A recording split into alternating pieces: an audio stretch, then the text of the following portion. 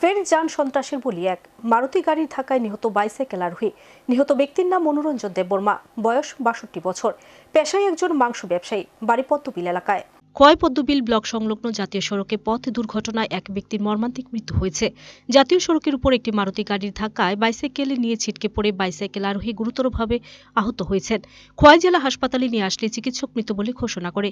ঘটনাটি ঘটেছে বৃহস্পতিবার সকাল 10:30 নাগাদ। নিহত ব্যক্তির নাম মনোরঞ্জন দেববর্মা, পেশায় একজন মাংস ব্যবসায়ী, বাড়ি পদ্মবিল এলাকায়। ঘটনার বিবরণে জানা গিয়েছে, পদ্মবিল বাজারে ব্যবসায়িক প্রতিষ্ঠান থেকে মনোরঞ্জন দেববর্মা বাইসাইকেল নিয়ে নিজ বাড়ির দিকে ফিরছিল। পদ্মবিল বাজার থেকে পদ্মবিল ব্লকের সড়ক ধরে জাতীয় সড়কের উপর আসতেই একটি দ্রুতগামী গাড়ি এসে বাইসাইকেল ধাক্কা দেয়।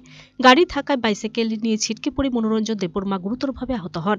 স্থানীয় লোকজনরা তাকে আশঙ্কাজনক অবস্থায় দেখতে পেয়ে সাথে সাথে খোয়াই অগ্নি নির্বাপক দপ্তরকে খবর দেয়। ঘটনাস্থল থেকে উদ্ধার করে খোয়াই জেলা হাসপাতালে নিয়ে আসে। হাসপাতালে চিকিৎসাধীন অবস্থায় কিছুক্ষণ থাকার পর অবশেষে মৃত্যুর কোলে ঢলে পড়ে মনোরঞ্জন দেববর্মা। এদিকে দুর্ঘটনাগ্রস্ত মারুতি গাড়িটি আটক করেছেন স্থানীয়রা। এই মর্মান্তিক মৃত্যুর ঘটনায় এলাকায় শোকের ছায়া নেমে এসেছে।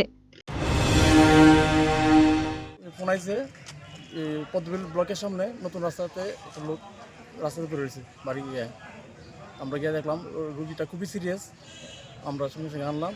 ওই ভদ্রলোক বাইসাইকেলে যাইতেছে আর একটা মারুতি গাড়ি তার বাড়িতে গেছে। ভদ্রলোকের নাম মনোরঞ্জন দেববর্মা, তার বাড়ি পদ্মবিল ব্লকে পাইসা বাড়ি নাকি। এখন কিরকম অবস্থা? অবস্থা খুবই serious. Video report, search India.